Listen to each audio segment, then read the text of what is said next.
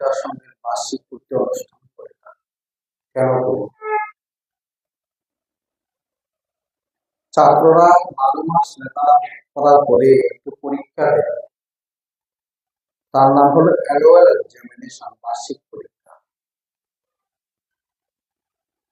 সে পরীক্ষায় সারা বছর যা লেখাপড়া করেছে তার থেকে যে প্রশ্ন হয় তার উত্তর লেখার জন্য প্রস্তুত হয়ে পরীক্ষা হলে বসে। এখন আপনারা পরীক্ষা করে বসে আছে, 12 বছরে কতটুকু সদ্গুণ অর্জন হলো, কতটুকু বদগুণ অর্জন, তার আত্মসমীক্ষার দিন হলো আজকে।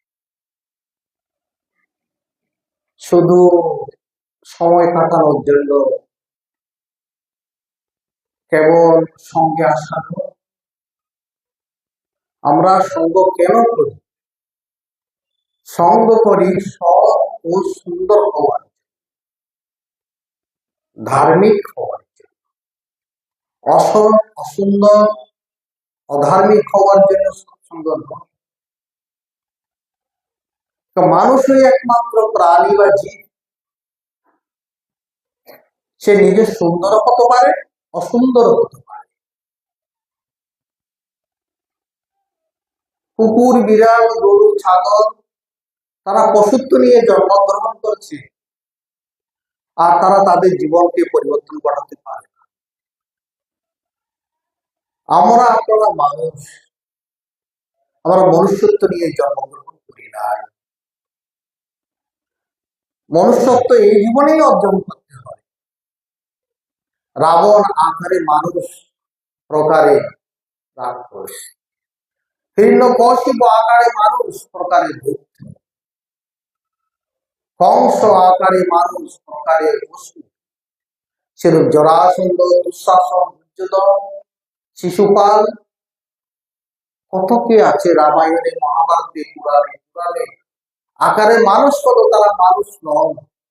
কেউ দৈত্য, কেউ রাক্ষস, কেউ অসুর।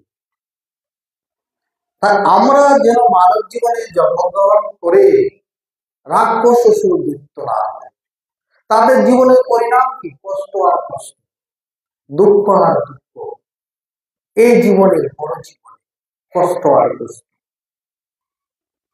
তাই আমাদের একটা আদর্শ থাকা উচিত, যে আদর্শকে সম্মুখে রেখে আমরা জীবন পরিচালনা করি, আমরা সৎ, সুখী, সুন্দর, সাত্বিক, ধার্মিক মানুষ হতে পারি।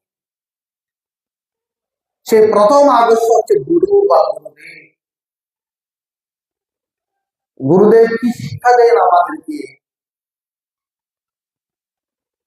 সেটা আমরা গ্রহণ করব, পালন করব, তবে তো আমরা সুন্দর সৎ হতে পারবো।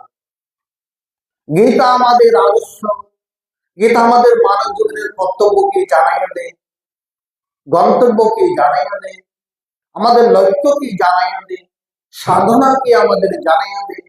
বক্ত হলে কি ফল, অবক্ত হলে কি পরিণাম, দেবতা হলে কি পরিণাম, অসুর হলে কি পরিণাম জানিয়ে দেয়। সপ্তগুণে থাকলে আপনার কি রকম স্বভাব হবে, রজতম গুণ হলে কি স্বভাব হবে, সত্যগুণে থেকে মৃত্যুবরণ করিলে কোথায় গমন করবে, রজতম গুণে থেকে মৃত্যুবরণ করিলে কোথায় তার গতি হবে, সেটা জানিয়ে দেয়। গীতা আমাদের আদর্শ, গোবিন্দ আমাদের আদর্শ। কে গোবিন্দ? যে বিষ্ণু, তিনি গোবিন্দ। কে বিষ্ণু? যিনি ব্যাপক চৈতন্য পরমাত্মা, সকলের মধ্যে বিরাজমান, তিনি গোবিন্দ, তিনি আদর্শ। তাই আমাদের গুরুদাস বাবা বলেছেন, আন্তর বৈষ্ণব বৈ শাক্ত সবাইম শৈব ভাব। এই প্রসঙ্গে গুরুদাস বাবার বাণী, তার জীবনের সার কথা শুনিয়েছেন। আন্তর বৈষ্ণব, অর্থাৎ তোমার অন্তরে যে ব্যাপক চেতনা আছে, এটাই হোক তোমার জীবনের লক্ষ্য। এটাকে তুমি সাধনা করার জন্য, প্রাপ্তির জন্য তুমি জীবনে জন্মগ্রহণ করেছ। ও চাই প্রসাদ, ওই সংসারের এই আনাজ পাতে খাওয়াই মানব জীবন ধ্বংস করার জন্য তোমার এই জন্ম নয়। তাই গুরুদাস বাবা বলেছেন, যখন বিএ পাস ছাত্রকে ব্যান্ড পার্টি বাজিয়ে তার কাছে গেল সুনাম প্রাপ্তির আশায়, গুরুদাস বাবা পায়খানার কাজ করছে।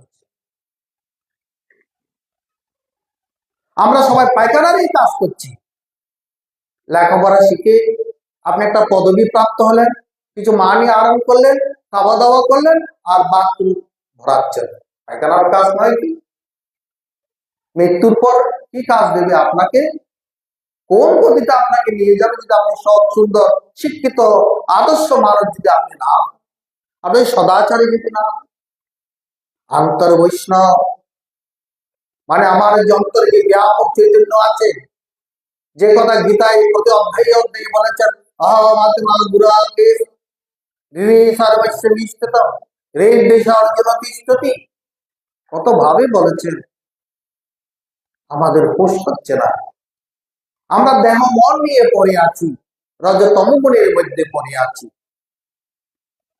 ওই গোবিন্দ বিষ্ণু ব্যাপক চৈতন্য আমাদের আদর্শ, আমাদের আদর্শ গোমাতা সর্বদেবতার বা যার মধ্যে আছে, আমাদের আদর্শ গঙ্গা।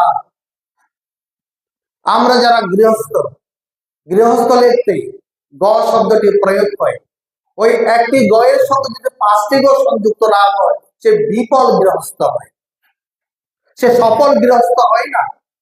ওই গৃহস্থর সঙ্গে যদি গুরুদেব থাকে, গীতা থাকে, গঙ্গা থাকে, গোবিন্দ থাকে, গোমাতা থাকে, তবে সেই গৃহস্থ সফল। অর্থাৎ এই পঞ্চ সাধনা যে করে, যে গুরু সাধনা করে, গীতার সাধনা করে, গোবিন্দের সাধনা করে, গোমাতার সাধনা করে, গঙ্গার সাধনা করে, আপনি তো বলবেন আমি তো গঙ্গার অনেক দূরে আছি, গঙ্গা সেবা করবো কি করে? তো মন চাঙ্গা তো কটুরি মে গঙ্গা, রুইদাস বলেছিলেন তোমার মন চাঙ্গা তো কটুরি মে, মানে একটা পাত্র, কটুরি হচ্ছে একটা বাটি, মন চাঙ্গা তো কটুরি মে গঙ্গা। তুমি মনটাকে চাঙ্গা করো, গোবিন্দ তোমার কাছে আসবে, গঙ্গা তোমার কাছে আসবে। মনটাকে সরল করো, সুন্দর করো, আদর্শবান করো।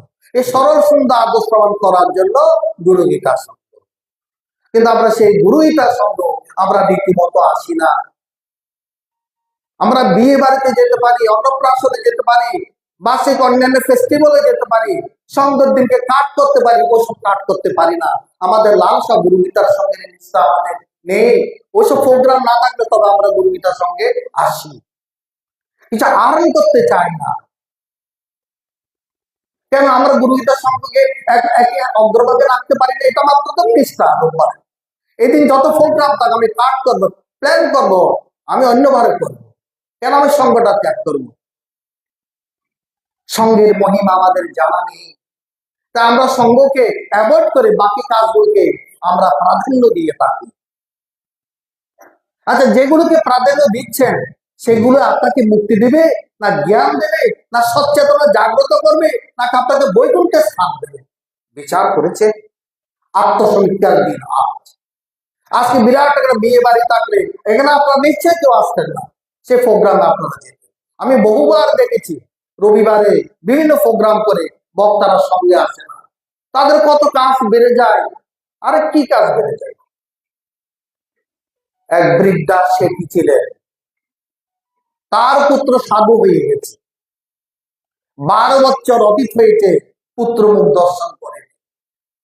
12 বছর পর তার একটি সাধুর মন্ডলী নিয়ে ওই গ্রামে প্রবেশ করেছে।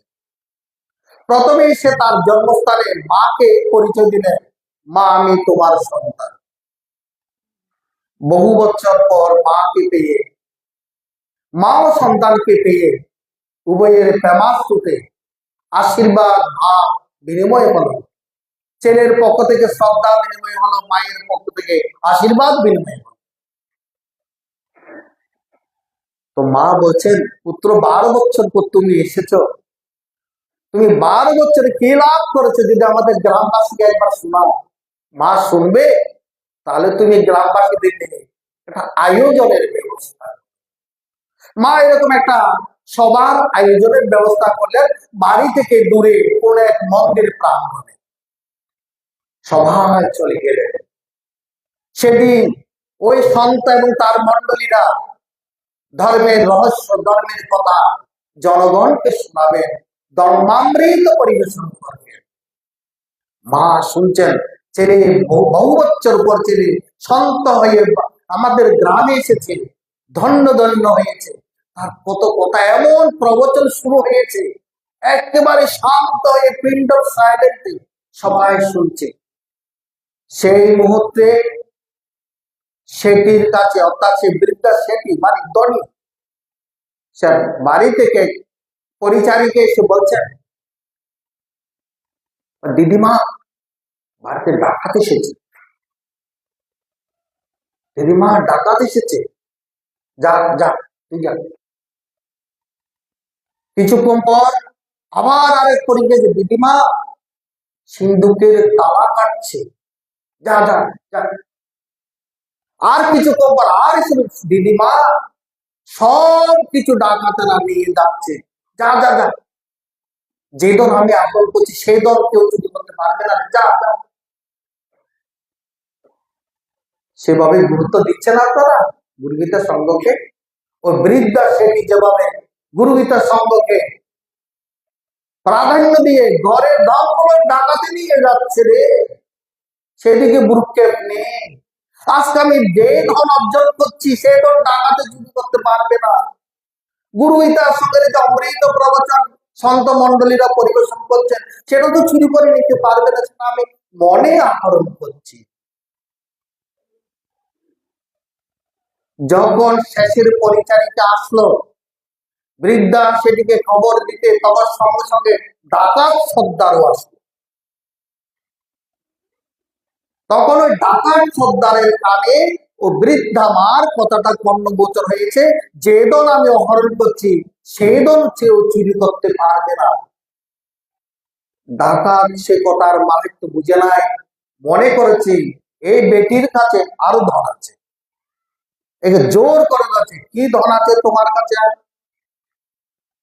বলে তুমি কি সে ধন নিতে চাও? বলে হ্যাঁ আমি সে ধন নিতে চাই। তাহলে তুমি মস্তক মুড়ে এক কাপড়ে আমার কাছে আসো।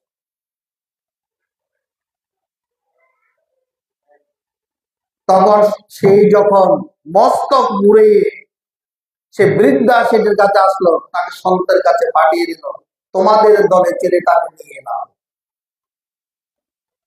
জ্ঞান ধনের চেয়ে অমৃত দল, পবিত্র দল, দুর্লভ দল পৃথিবীতে আর হতে পারে না। তাই জন্য এক ভক্ত মহাপ্রভুর পার্শ্বদ সনাতন গোস্বামীর কাছে বলতে পেরেছিলেন, যে দলে হয় ধনী মনির না মানমণি তাহারও কানে, মাগে আমি নত শিরে এই বলে নদীর ফেলে দিল মানি। যারা ধর্মকে প্রাধান্য দেয়, সঙ্গকে প্রাধান্য দেয়, দর্গের অমৃত কথাকে প্রাধান্য দেয়, জগতের কোন সম্পত্তি তার উদ্ধ হতে পারে না, এটা যে মনে প্রাণে বিশ্বাস করেছে তারই গুরুগীতা সঙ্গ হচ্ছে, অন্যের কারো হচ্ছে না।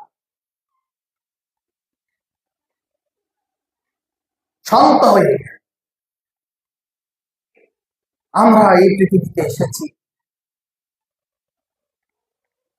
আমাদের মধ্যে সত্য রজতম তিনটি গুণ বসবাস করছে। এই গুণ আমাদেরকে বন্ধন করছে। গুণতেই সৃজন, গুণতেই বিনাশ, গুণতেই বন্ধন, গুণমুক্ত হলে জীব পরমুক্ত। এই গুণের দ্বারাই জগৎ সৃষ্টি, সত্য রজতম তিন গুণ দ্বারাই জগতের সৃষ্টি হয়েছে। আমাদের সকলের মধ্যে এই তিন গুণ, মহাত্মারা বলছে তিন গুণের রামায়ণ। সত্যগুণ বিভীষণ, রজগুণ হচ্ছে রাবণ, তমগুণ কুম্ভকর্ণ, আমাদের মধ্যে আছে তিন গুণের রামায়ণ। তাই ভগবানের আদেশ হলো, গীতার আদেশ হলো, তুমি সত্যগুণে থাকার চেষ্টা করো। সত্যগুণে থাকতে পারলে কি হবে? সত্তা সঞ্জয়তে জ্ঞান, তোমার মধ্যে জ্ঞান। তাহলে কিভাবে সত্যগুণে থাকবো? আমি যদি রীতিমতো সত্য আচরণ করি, সত্য কথা বলি, সত্য পথে চলি, সাত্বিক আহার বিহার করি। সাত্বিক আহার বিহার না হলে কি হয়? লোভ বেড়ে যায়, লালসা বেড়ে যায়, রজস লোভে রজগুণ থেকে লোভ বেড়ে যায়, বাজারে গিয়ে ভালো ভালো মাছ মাংস কিনতে ইচ্ছা হয়, যাদের খাবারের আকর্ষণে কোনো কমে নাই, ভোগ বিলাসের আকর্ষণ কমে না, তাদের সত্যগুণ আসতে পারে না। সত্যগুণ তমগুণের মনটাকে নাভির নিচে, রজগুণের মনটাকে কণ্ঠের নিচে নাভির ঊর্ধ্বে, সত্যগুণের মনটাকে কণ্ঠতে উপরে গুরু পর্যন্ত। তাই মহাত্মারা বলে বিষ্ণুতেই দৃষ্টি রাখো কৈহার্য গুরু, বিষ্ণু শুদ্ধ সত্যগুণ কণ্ঠ হতে গুরু। যাদের মন নাভির নিচে থাকে তারাই বাজারে লোভ লালসার খাতির করে মাছ মাংস কিনে ভোগ বিলাস চর্যাপ্ত করে, সেগুলো প্রাধান্য দিয়ে হোটেলে যাবে, বিয়ে বাড়িতে যাবে, তবু গুরু সঙ্গ সৎসঙ্গ করবে না। নাভির নিচে যাদের মন, তারা তমগুণ আছে। বলে আমি তমগুণ আছি, তা আপনার কি হয়? অধো গচ্ছন্তি তামসা, মৃত্যুবরণ করবে, কীট হয়ে জন্মগ্রহণ করবে।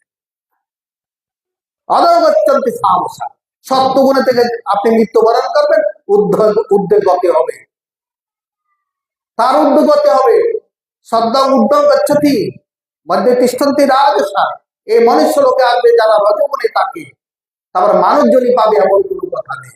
অধো গচ্ছন্তি তামসা, আপনি তমগুণ নিয়ে মাছ মাছ খান, ঠিক আছে, একদম বেরিয়ে খান, যা খুশি টাকা আছে খান, মন তমগুণে পরে থাকবে, মলমূত্রের দাঁত দিয়ে আপনার মৃত্যু প্রাণ যাবে, আপনি তখন নরকের কীট হয়ে জন্মগ্রহণ করবেন। সেটা ভালো না? শুদ্ধ সাত্বিক জ্ঞান নিয়ে, আনন্দ নিয়ে, অমৃত ভাব নিয়ে এই পৃথিবী থেকে প্রয়াণ করা ভালো।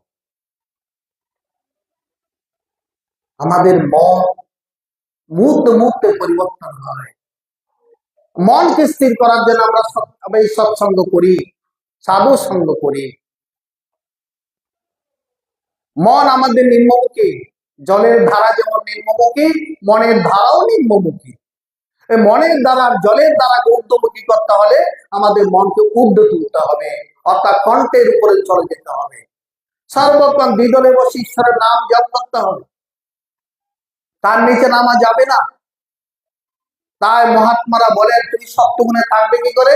বলে যোগে জাগে জেগে থাকবি, যোগে জাগে জেগে থাকবি। সর্বক্ষণ তুই জাগ করবি, পূজা করবি, উপাসনা করবি, ধ্যান করবি, যোগ করবি, সাধনা করবি, জেগে থাকবি। আর আমরা আছি ভোগ বিলাসে জেগে, কত টাকার মদ কিনবো, কত টাকার মাছ কিনবো, কত টাকার মাংস কিনবো, কাকে নিমন্ত্রণ করবো, কাকে খাবো, এগুলো সামাজিক খাওয়া ভাবে। মনটা সেখানে কেন? মহাত্মার আরেকটা কথা বলে, কাজের মধ্যে তাকে ধরবে। প্রত্যেকটি কাজের মধ্যে নিজের অহংকার অভিমানকে প্রকাশ না করে, নিজের মমত্বকে প্রকাশ না করে ঈশ্বরকে দেবে। কাজের মধ্যে তাকে দেখবি, ঘুমের কোলে তাকে ডাকবি।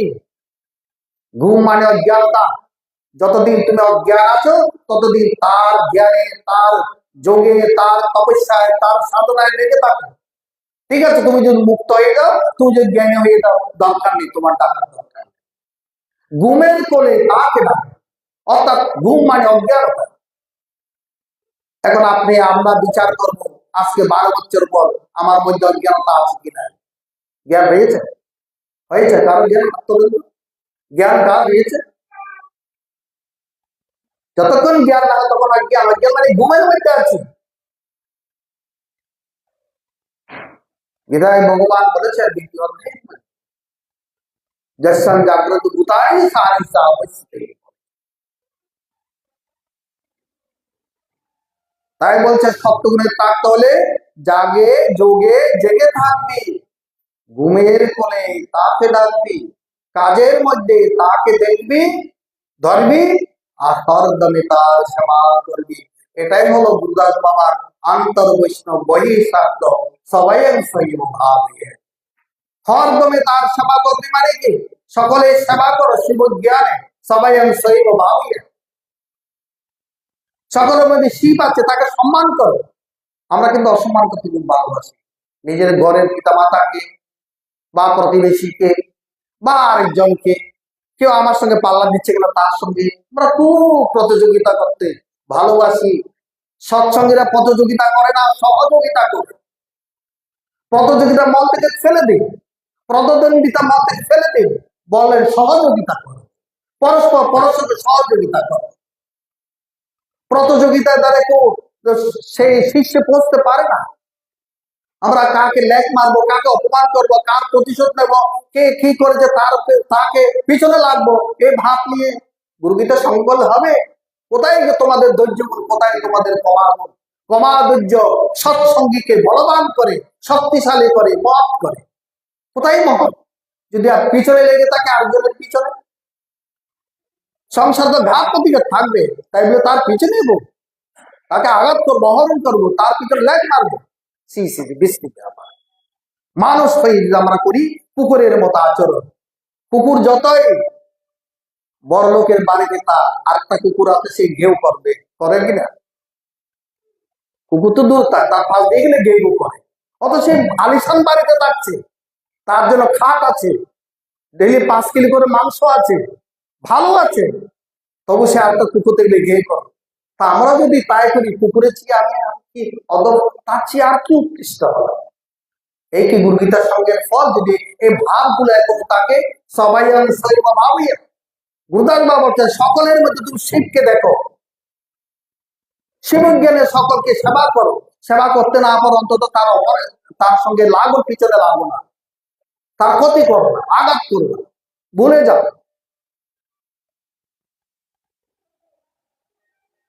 এই একটা বাণী আমাদেরকে বহন করতে পারে। আন্তর বৈষ্ণব বহির্ষাম, আমাদের মন থাকবে সেই যে গীতায় আজকে ভগবান বলেছেন ব্রহ্ম ভূয়ায় কালপতে, যে গুণমুক্ত হয়, গুণাতীত হয়, সে ব্রহ্মভাব প্রাপ্ত হয়। ওই ব্রহ্মভাব হলো বৈষ্ণব। সেটাকে আমাদেরকে সেই স্থানে পৌঁছার জন্য বহিঃশাক্ত মানে তোমার বাহিরে, মানে স্থূল এই জাগ্রত অবস্থায় তোমার কর্ম, তোমার কর্তব্য কর্ম তুমি করো, কিন্তু তুমি করছো না, করবে প্রাকৃতে ক্রিয়মাণানি গুণে কর্মাণি সর্বস্ব।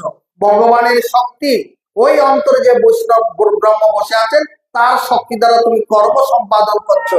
তাই তোমার অহংকার অভিমান ত্যাগ করো। আর যারা অহংকার করে আমি করছি সব, অহংকার বিমুচ্যতে, তুমি বিমূঢ়, মূর্খ, বোকা, অজ্ঞান। প্রত্যেকটি কর্ম হচ্ছে ঈশ্বরের শক্তিতে। প্রত্যেকটি কর্মের মধ্যে তাকে দেখো, কাজের মধ্যে তাকে দেখো। ওই যে মহাত্মারা বললেন কাজের মধ্যে তাকে ধরবে, তাকে ধরা মানি তাকে দেখো। এখানে তোমার কোনো কর্তৃত্ব নেই, তোমার কোনো শক্তি নেই, মাইক্রোফোনের ক্ষমতা নেই সাউন্ড আপনাদের কাছে পৌঁছানো, ইলেকট্রিক শক্তি, বৈদ্যুতিক শক্তি আছে বলে এটা আপনাদের কাছে যাচ্ছে। এই যদি অহংকার করে আমার দ্বারা তুমি সব করছো, তাহলে এটা তার অহংকার হয়ে গেল। আমাদের সকলের ভিতরে একটি যে শক্তি আছে, একটা শক্তি আছে, এই সত্তাটার নামই হলো আত্মা। এই ব্রহ্ম শক্তির দ্বারা আমরা কর্ম সম্পাদন করি, এগুলো শিকার জন্য আমরা গুরুগীতা সঙ্গ করি। তো এখানে শিখলে তো হবে না, এগুলো আমাদের কাজে, একদম আমার ব্যবহারে আসতে হবে, ইমপ্লিমেন্ট করতে হবে, তবে আমি তো সঙ্গের ফল লাভ করতে পারবো।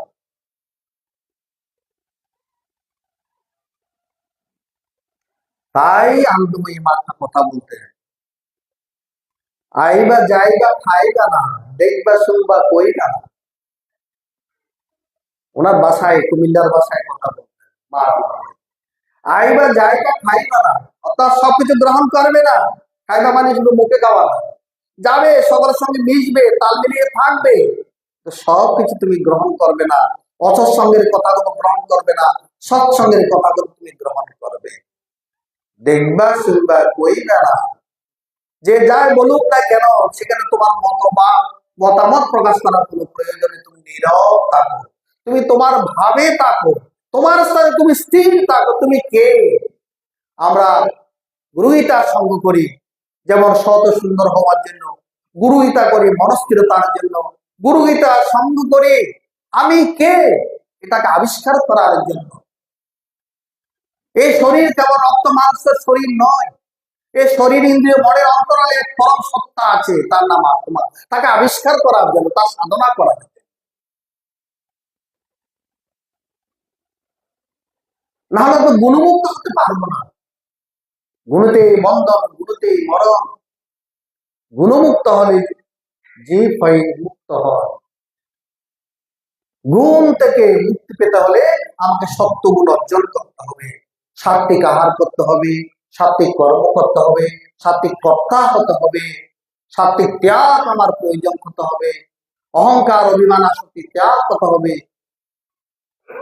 আমাকে ধার্মিক হতে হবে, দয়া দম এবং দানের দ্বারা মনটাকে সুন্দর করতে হবে, সত্যগুণ অর্জন করতে হবে, দৈব গুণ অর্জন করতে হবে, যেগুলো বর্জনের বিষয় অহংকার অভিমান কাম ক্রোধ লোভ, কারণ এগুলো যতদিন থাকবে মন কোনোদিনই শান্ত বা শান্তি লাভ করবে না, শান্ত হবে না। বলে শান্ত হও তো তুমি শান্তি পাবে। শান্ত হও, মন অশান্ত কেন? অশান্ত হচ্ছে বহুত সুখম, মন বিষয়ের ভাবনায় গ্রস্ত আছে তাই মন শান্ত, আর অশান্ত বহুত সুখম। অশান্ত মনে সুখ লাভ হয় না। আমরা পৃথিবীতে এসেছি কয়দিনের জন্য? কয়দিন বলতে পারবে? কয়দিনের জন্য এসেছি? আজ যে শিশু জন্মগ্রহণ কারো সে মৃত্যুবরণ করতে পারে। 10 বছর, 15 বছর, 20 বছর, 30 বছর, 40 বছর, 50, 60 বছর। মহাত্মারা আমাদের এই জীবনটাকে 3টে অবস্থার সঙ্গে তুলনা করেছেন: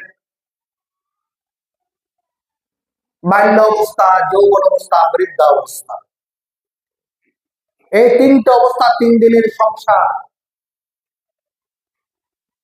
এই 3 অবস্থার মধ্যে আমার পরকালের পরিজোগাড় করতে হবে। ইহ জীবনেই শেষ জীবন নয়, ইহকালের কাল পরকাল আছে। পরকালে আমি কোথায় গিয়ে থাকবো, কোথায় আমার স্থান হবে? তাই তো গীতায় ভগবান বলছে তমেব শরণং গচ্ছ সর্বভাবেন ভারত তৎপ্রসাদাৎ পরং শান্তির স্থানং প্রাপ্স্যসি শাশ্বতম। একটি কথাই বলে দিয়েছেন, আপনি কোথায় গিয়ে স্থান লাভ করলে আপনার মন্তব্য, তুমি সর্বতভাবে তার স্মরণে চলে যাও। তমেব শরণং গচ্ছ সর্বভাবেন ভারত, অন্য কিছু ভাবিও না, সব ভাবনা তার উপর ছেড়ে দাও, তবে তুমি তার প্রসাদ প্রাপ্তি পাবে। তৎপ্রসাদাৎ পরম শান্তি, ইহকালে তুমি শান্তি লাভ করবে এবং মৃত্যুর পর শাশ্বত স্থান প্রাপ্ত হবে বলে দিয়েছেন। এই জন্য গীতা আমাদের আদর্শ। গীতাই আমাকে জানিয়ে দিয়েছেন আমার কি করতে হবে আর কোথায় আমার বসতে হবে। গীতায় আমাকে বলে দিয়েছেন, এই অর্জুন ত্রৈগুণ্য বিষয় বেদন স্ত্রীগুণ্য বোমার্জুন, তুমি গুণাতীত হও, গুণাতীত না হওয়া পর্যন্ত তোমার এই আসা যাওয়ার বিরাম হবে না। অর্জুনকে লক্ষ্য করে আমাদের সকলের উদ্দেশ্যে ভগবানের এই বাণী। আমাকে যদি সেই জ্ঞান লাভ করতে হয়, যে জ্ঞান আমাকে গুণমুক্ত করবে, আমাকে তো সত্যগুণ অর্জন করতে হবে। সত্য সঞ্জয়তে জ্ঞান। এই যে 3টে অবস্থা, আমরা তো এই সারা জীবনে দেহ নিয়ে আমরা এই পৃথিবীতে বাঁচতে পারবো না। প্রতিদিনই আমাদের সম্মুখে মানুষ মরছে, তবু আমাদের হোশ হচ্ছে না, আমাদের কামনা বাসনা শেষ হচ্ছে না। একটা পর একটা কামনা বাসনা মনের মধ্যে জমছে, আর সেটাকে পূর্তি করার জন্য প্ল্যান করছি। আর ভগবান, মরার জন্য কোনো প্ল্যান নেই। গুণত্রয় বিভাগ ফল জীবন সুন্দর করো, মরণ সুন্দর করো। যার জীবন সুন্দর হয় তার মরণ সুন্দর হয়। অর্থাৎ যে সুন্দরভাবে মরতে পারে, যে জীবন সুন্দর করতে পারে। যে জীবন সুন্দর করতে পারে নাই, তার মরণ কোনোদিন সুন্দর হবে না। মরণ সুন্দর কিভাবে হয়? মরণ শুধু ভগবানের নাম নিয়ে মৃত্যুবরণ করলে সেটা হবে মরণ সুন্দর, আর পায়খানা প্রস্তাবের দাম দিয়ে মৃত্যুবরণ করলে এটা মরণ হয় সুন্দর। আপনি যদি পায়খানা প্রস্তাবের সারা জীবন কাজ করে থাকেন, কামনার পর কামনা পূর্তি করতে থাকেন, আপনার মৃত্যু তো ওইভাবেই হবে। তার গুণত্রয় বিভাগ ফল জীবন সুন্দর এবং মরণ সুন্দর করার জন্য তুমি সাত্বিক গুণে থাকবেন, সত্য গুণে থাকবেন। সারা জীবন সত্য গুণে থাকার জন্য যদি আপনি জীবনটাকে পরিচালিত করেন, প্ল্যান করেন, আপনি সত্য গুণে মৃত্যুবরণ করতে পারবেন। উদ্যম গচ্ছন্তি সত্যস্থান, সত্য গুণে মানুষ উদ্যোগে প্রাপ্ত হবে। সংশয়, সে যে উদ্যোগে যাবে তার কোনো সংশয় নাই। তাই বলছিলাম জীবন তাকে 3 অবস্থার সঙ্গে মহাত্মারা তুলনা করেছেন: বাল্য অবস্থা, যৌবন অবস্থা, বার্ধক্য অবস্থা। 3 দিন তিন অবস্থা, এর মধ্যে আমার যা করার করে নিতে হবে। ন ধর্ম কাল পুরুষ নিশ্চিত, ধর্ম করার জন্য বৃদ্ধকালে করবো, একদম একদম ছুটিয়ে ভোগ বিলাস করবো সেই নয়। ধর্ম করার জন্য কোনো কাল নেই। অদ্বৈব গুরুদেশে বিদ্যাম শান্তি করি, যা করো তুমি আজকেই করো, যা সে মনে করছো ভালো মনে করছো তুমি আজকেই করো। অদ্বৈব গুরুদেশে বিদ্যাম শান্তি করেছে, বৃদ্ধ হয়ে তুমি কি করবে? বিদ্যা স্থাব চিন্তা, বুড়া কাল তো মারা চিন্তায় মন ভর হয়ে উঠবে। সারা জীবন যা করেছেন পায়খানা প্রস্রাবের কাজ, সেগুলোই মাথার ভিতর ঘুরপাক খাবে। খাবে কে খাবে না, যখন সন্ধ্যা করতে বসেন তখনই তো বুঝতে পারেন কত কিছু ঘুরপাক খাচ্ছে। আর বৃদ্ধকালে হবে না, বৃদ্ধকালে বিচ্ছিন্ন দর্শন করবে মা। তাই যা পুণ্য অর্জন করা, এই তিন অবস্থা, ধর্ম কর্ম করা, যা এই তিন কালের মধ্যে, অর্থাৎ যাহা শ্রেষ্ঠ তা আজই করো। একটা রাজ্যের নিয়ম ছিল, একটা রাজা 3 বছর থাকতে পারবে। 3 বছর পর তাকে জঙ্গলের মধ্যে নদীর উপারে ছেড়ে দেওয়া হবে। সেখানে কোনো বাড়ি ঘর দালান কোঠা বিল্ডিং বা কিংবা খাবার দাবারের কোনো আয়োজন নেই। সেখানে সেই বনে তাকে পশু, সেখানে তাকে পশুর মধ্যে, সেই পশু পাড়ির মধ্যে তাকে ছেড়ে দেওয়া হবে। তার কেউ রাজা হতে চায় না। আবার অনেকে রাজা হওয়ার শখ, আমরা কিন্তু প্রত্যেকে বাড়িতে রাজা হতে চাই, বাড়ির কর্তা হতে চাই। এই আমার উপর কথা বলবে না, পয়সা রোজগার করছি আমি, তুমি কি বড় হয়ে গেছে? এটাকে গীতার ভাষায় বলছে ঘিনুর, কর্তা হমিতে মান্যতে ঘিনুর। তো এইভাবে যারা রাজা হয় 3 বছর পর তাদের নদীর ওপারে জঙ্গলে ছেড়ে দেওয়া, সেখানে বন্যজন্তু তাকে খেয়ে ফেলে। আরেকজন বুদ্ধিমান, সে 3 বছর ভোগ বিলাসের জীবনটাকে না কাটিয়ে, অন্যান্য রাজারা যেভাবে 3 বছর সময় পেয়েছি বাস ভোগ বিলাসের জীবন কাটিয়ে মনে তো এমনিই যাবো, তার চেয়ে এইসব রাজসুখ তার কোনোদিন পাবো না। অনেক রাজারা এই ভেবে ভেবে তারা 3 বছর আনন্দ ভ্রমণে প্রমোদে ভোগে ব্যসনে বিলাসে, হ্যাঁ, খাওয়া দাওয়ায় রাজনৈতিক তামসিক ভাবে জীবনটাকে অতিবাহিত করে অন্তিমকালে কাঁদতে কাঁদতে কাঁদতে কাঁদতে মৃত্যুবরণ করে। আর যে বুদ্ধিমান রাজা হলেন পরবর্তী অনেক বছর পর, তিনি ভোগ বিলাসী জীবনটাকে না কাটে তিনি প্ল্যান করছেন 3 বছর পরও কিভাবে টাকা যায়। 3 বছর পর মানে পরকালে কিভাবে টাকা যায়, সুখে টাকা যায়।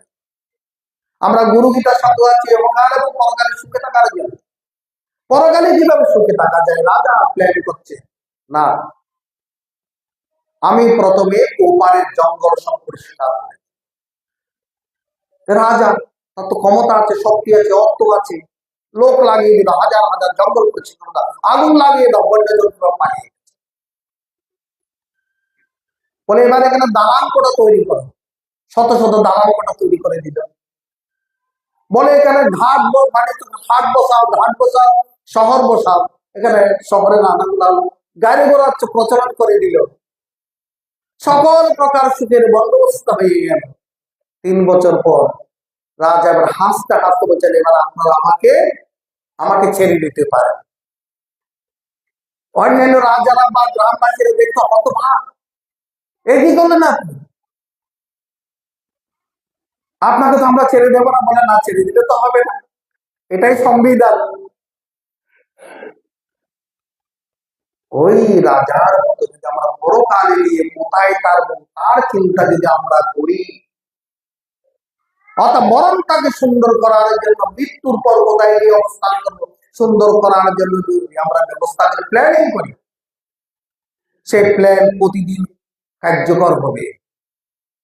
সেই প্ল্যান প্রতিদিন কার্যকর করতে হলে প্রতিদিন আমাদের কি করতে হবে? সন্ধান করতে হবে, প্রার্থনা করতে হবে, গীতা পাঠ করতে হবে, সেবা করতে হবে, পরোপকার করতে হবে, দান দয়া করতে হবে, নিজের ইন্দ্রকে দমন করতে হবে, ত্যাগ গুণ অর্জন করতে হবে, ধৈর্য গুণ অর্জন করতে হবে, ক্ষমা গুণ অর্জন করতে হবে। সেজন্য প্রথমেই বলেছিলাম 12 বছর করতে হলো কয়টা গুণ, 12টা সদ্গুণ যদি অর্জন হয়ে যায় আমরা এক একজন দেবতা হয়ে যাব। মানুষই দেবতা হতে পারে, আবার সেই অসুর হতে পারে। তা গীতায় বলছেন ভগবান, তোমার জীবনটাকে তুমি পতন ঘটাইও না, জীবনটাকে পাতালে নিয়ে যে অসুর করো না, ঊর্ধ্বলোকে নিয়ে যাও। উদ্ধরে আত্মান তোমার আত্মাকে ঊর্ধ্বলোকে নিয়ে যাও, তাকে অবসাদ করো না, বিনাশ করো না। আমরা আমার জীবনটাকে বিনাশ করি।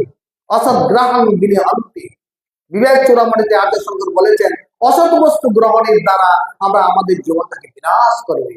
অসৎ গ্রহণ বিনিহন্তি, সে আত্মহান, সে আত্মঘাত। তা আমরা আত্মঘাতী হওয়ার জন্য সৎসঙ্গ করি না। আমাদের জীবনটাকে সুন্দর করার জন্য, ইহকাল পরকাল সুন্দর করার জন্য, নিজের মধ্যে আত্মা আছে তাকে উপলব্ধি করার জন্য সৎসঙ্গ করি, গীতা সঙ্গ করি। গীতায় ভগবান বলেছেন, গোবিন্দ বলেছেন, তমেব শরণং গচ্ছ, তার স্মরণে যাও। ওই জাগে যোগে জেগে থাক, ঘুমের কোলে তাকে ডাকবি, প্রতিদিন তাকে ডাকতে হবে। আমি এখন অজ্ঞান প্রভু, এখন অজ্ঞান, আমার অজ্ঞানতা কখন যাবে? যতদিন জ্ঞান না হয় তাকে দেখতেই হবে। কাজের মধ্যে তাকে ধরবি, কাজ করো, কাজকে ফাঁকি দেব, ও অকাজ করো না, নিষিদ্ধ কর্ম করো না, বিহিত কর্ম করো, যার যার কর্তব্য কর্ম সে করো, সম্পাদন করো, হরদমে তার সেবা করবে, সকলকে সম্মান করো। সম্মানের মাধ্যমে মানুষের সেবা হয়। আপনি অর্থ বস্ত্র দিয়েও যেমন মানুষের সেবা করতে পারেন, মানুষকে সম্মান দিয়েও সেবা করা যায়, ওটা সবচেয়ে বড় সেবা। মানুষকে সম্মান করো, ভালোবাসো, শ্রদ্ধা করো, স্নেহ করো, যেন একটা স্বর্গ তৈরি হয় ঘরের মধ্যে। প্রথমে ঘর থেকে তৈরি হবে। প্রথমে ছেলে মেয়েরা পিতা মাতাকে শ্রদ্ধা করতে শিখবে, পিতা মাতারা ছেলেদেরকে স্নেহ ভালোবাসা দিতে শিখবে। এইভাবে ঘরের মধ্যে যখন আমাদের দেব পরিবেশ, তখন সেটা সমাজ, ব্যক্তি, রাষ্ট্রে, তখন দেশে রূপান্তর সুন্দর হবে।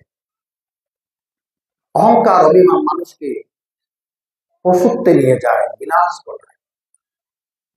তাই আমাদের প্রতিদিনের চিন্তা, প্রতিদিনের ভাবনা যেন সুন্দর হয়।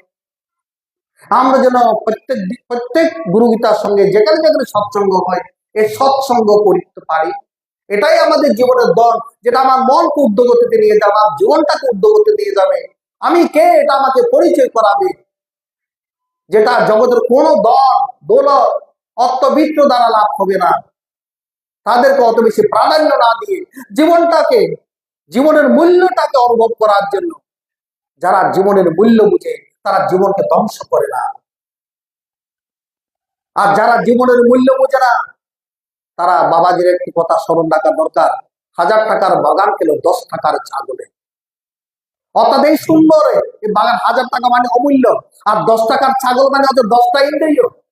এটা ছাগল, এই ইন্দ্রিয় হলো ছাগল, যারা বাজারে গরু করে ভোগ বিলাস চরিতার্থ করার জন্য মাছ মাংস কিনে কিনে জীবনটাকে নষ্ট করছে। এটা ছাগল, ইন্দ্রিয়গুলি ছাগল, আর জীবনটাকে নষ্ট করে ওই ছাগল। ওই ছাগল থেকে মুক্ত হওয়ার জন্য আমরা গুরু গীতার তার সাত্বিক ভাবে জীবনযাপনের সংকল্প ব্রত নিলে মানুষ সাত্বিক হয়, সুন্দর হয়, শুদ্ধ হয়, পবিত্র হয়। আমরা যেন পবিত্র হতে পারি, সুন্দর হতে পারি। আমি হই না গরিব, হই না আমি ভিখারি, কিন্তু আমার মন তো গরিব আর ভিখারি নয়। মনটাকে তো সুন্দর করার জন্য ধনী গরিবের প্রয়োজন হয় না, ধনী গরিবের প্রয়োজন হয় না। সনাতনের কাহিনী শুনবে, দরিদ্র মুচি বংশের ছেলে, মুচি বলে তার কাছে কেউ যায় না। এক মা, বিধবা মার পুত্র সনাতন নিয়ে সেই রাজ্যের এক করে তাদেরকে স্থান দিয়েছে। তারা অপবিত্র, অসুচি, তাদের সঙ্গ ছাইয়া কেউ মারায় না, তারা ভিক্ষা করে দিন যাপন করে। তারা মুচির কাজ জানে না, তার মা ভিক্ষা করে ছেলে ঘরে তাকে 8 বছরের শিশু, মা ভিক্ষা করে কোনোদিন পায় না। মুচি বলে অনেকে ভিক্ষা দিত, তাদের নিমরাজি অর্থাৎ তাদের দেয় না, ভিক্ষা দেয় না। কিন্তু মা তো সারাদিন ভিক্ষা করে, কিছুই পায় না, ঘুরে ঘুরে কোনোদিন পায়। কিন্তু এই ছেলে সনাতন কি করবে, তার মা কি করেছেন, ঘরের মধ্যে একটা কৃষ্ণ ঠাকুরের মূর্তি করেছেন মাটি দিয়ে করে, বলছে এই তোর বনমালী, এর সঙ্গে তুই খেলা করবি, আমি বাবা যাই ভিক্ষায়।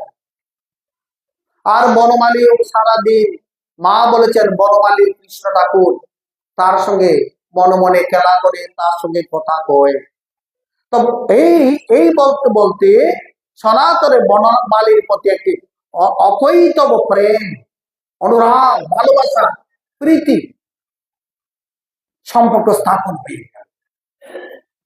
এখন সনাতনের জন্য মা যেটুকু দুধ ভাত রেখে যায় বা একটা বাসি রুটি রেখে যায়, আর এই সনাতন কি করে, প্রথমে তার প্রিয় বনমালীকে আগে নিবেদন করে, আর ঠাকুর আগে তুমি খাও, তারপর আমি খাবো।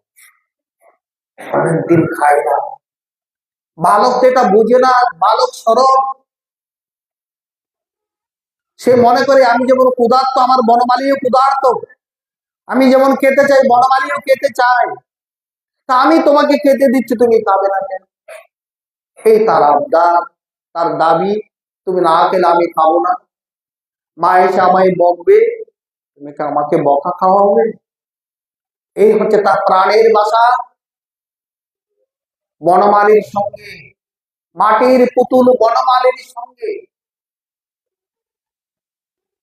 যখন সে দেখছে সরল বালকের আত্মনাদ, তার প্রীতি, বনমালীর প্রতি তার প্রেম ভালোবাসা, এখানে কোনো সন্দেহ নেই, সংশয় নেই,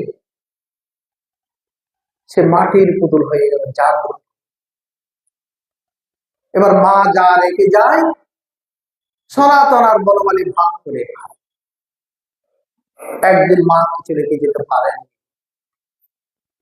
এখন খাবার যখন সময় হয়েছে, সনাতনের ভাগ হলো, ঠিক আছে আমি তো না গিয়ে থাকতে পারি, আমার বনমালী কি খাবে, আমি না হয় কষ্ট সহ্য করলাম, মা যখন আসবে তখন খাবো। কিন্তু বনমালী তো ক্ষুধা সহ্য করতে পারে না, আমি প্রতিদিন তো বনমালীকে আগে খাওয়াই, আজকে কি খাবে, কি করবে? বাইরে উঠানে মাটি দিয়ে সন্দেশ করে বলে, বনমালী আজকে মাটির সন্দেশ তুমি খাও, আমিও খাও। ওই মাটির সন্দেশ বনমালী খাচ্ছে, আর সনাতনকেও দিচ্ছে। এভাবে প্রায় দিন চলে, প্রায় দিন ঘরে খাবার থাকে না, আর বনমালী আর সনাতনের মধ্যে মাটির সন্দেশে চলে বিনিময়। সেভাবে একদিন মা দেখলেন আজকে 3 দিন ছেলের জন্য কিছুই জোগাড় করতে পারলাম না। 3 দিন পর মা অনেক বাড়িতে প্রথমেই গিয়ে কিছু ভিক্ষা পেলেন, তাড়াতাড়ি করে সনাতনের জন্য নিয়ে আসলেন। আর সনাতন কাছে নিয়ে আসার সময় দেখলেন, আড়ালে দেখলেন সনাতন আর বনমালী কথা বলছে আর মাটির সন্দেশ খাওয়াচ্ছে। এই দেখে মায়ের চক্ষু দেখে জল, প্রভু আমার অবোধ মানব, যার স্থান স্বর্ণের অলঙ্কার সিংহাসনে, আজ আমার পুত্র অবোধ বলে তোমাকে মাটি খাওয়াচ্ছে, তার পাপ নিও না, কমাতে। খাচ্ছে, ফুফিয়ে খাচ্ছে। যখন তাদের সন্দেশ বিনিময় হলো, খাওয়া দাওয়া হয়ে গেল, মা বলছে তুই কি করলি, আমার বনমালীকে তুই আজকে মাটির সন্দেশ খাওয়ালি? বলে মা কি করবো, ঘরে কিছু নেই। মায়ের কাঁদতে কাঁদতে জ্বর এসে, মা আমাকে ভিক্ষে যাওয়ার অনুমতি দাও। বলে না বাবা, কালকে ঠিক হয়ে যাবে, কালকেও আর ঠিক হচ্ছে না, অবস্থা খারাপ, মা আজকে অনুমতি দাও, 2 দিন পর 3 দিনের দিবসে। ঠিক আছে বাবা যা, মা আমি খুব তাড়াতাড়ি তোমার জন্য খাবার আনবো, ভিক্ষা আনবো আর বৈদ্য আনবো। এই হরে কৃষ্ণ গাইতে গাইতে বনমালীকে ডাকতে ডাকতে রাস্তা দিয়ে চললো। বৈকুণ্ঠের লক্ষ্মী নারায়ণ বলছেন, প্রভু তোমার এই কি, একটা বালক অবোধ শিশু তোমাকে ডাকছে ক্ষুধার্ত হয়ে, মায়ের জন্য আত্মনাদ করছে, মাতৃভক্তি পায়নি ভালো, বলে দেবী আজকে তার পরীক্ষা শেষ। অর্থাৎ ভগবান কাউকে কৃপা করার সময় যাচিয়ে বাঁচিয়ে দেবে, পরীক্ষা করবে, সহজে পাস করা যায় না। বলে আজকে তার শেষ দিন, শেষ পরীক্ষা, এই পরীক্ষায় পাস করে তার কষ্ট হবে না। লক্ষ্মী তো মা, বলে তুমি এই কি বলো, আর কি পরীক্ষা, কি চাই? যে মাটির সন্দেশকে অমৃত করে আমার বনমালীকে খাওয়ায়, বলে আজকের দিনটা তুমি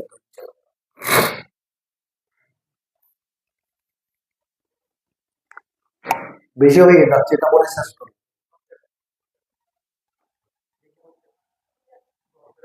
পায়নি সেদিন সারাদিন ঘুরে ঘুরে সনাতন, কোন ভিক্ষা পায়নি, ক্লান্ত শ্রান্ত হয়ে সন্ধ্যার সময় বৃক্ষ তলে বসে আছে। মার কথা, বনমালীর কথা ভাবতে ভাবতে অচেতন হয়ে, এবার বৈকুণ্ঠের নারায়ণ হচ্ছে লক্ষ্মী, এবার আমি আসি, এবার আমি আসি। তিনি বৈদ্যের বেশ ধারণ করে ক্লান্ত শ্রান্ত সনাতনের গায়ে হাত দিলেন। বলে তুমি কে? বলে আমি শুনলাম তুমি নাকি একটা বৈদ্য খুঁজতেছো, তোমার মায়ের নাকি বিশ্ব বসু। বলে আমি সেই বৈদ্য, তোমার মা কোথায়, আমাকে নিয়ে যাও। বলে তুমি কে? তোমার পরশে আমার গায়ের ব্যথা ক্ষুধা তৃষ্ণা কথা সব চলে গেল যে। বলে আমি বনমালী বৈদ্য, আমিও বনমালী বৈদ্য। ও চলো চলো, তোমার তো ক্ষুধা পেয়েছো খুব না, তলি থেকে একটা আপেল নিল, এটা তুমি খাও। না, আমি তো বনমালীকে না দিয়ে কিছু খাবো না। শিখের কথা, আমরা ভগবানের সামনে মাছ মাংস পেলে ভগবান মনে যায়।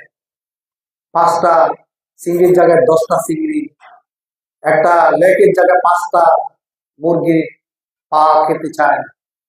আমরা এমন গুরুগীতা সঙ্গ করি, গরুর আদর্শ মুরগির মাংসটা এখন আমরা চাপতে পারছি না।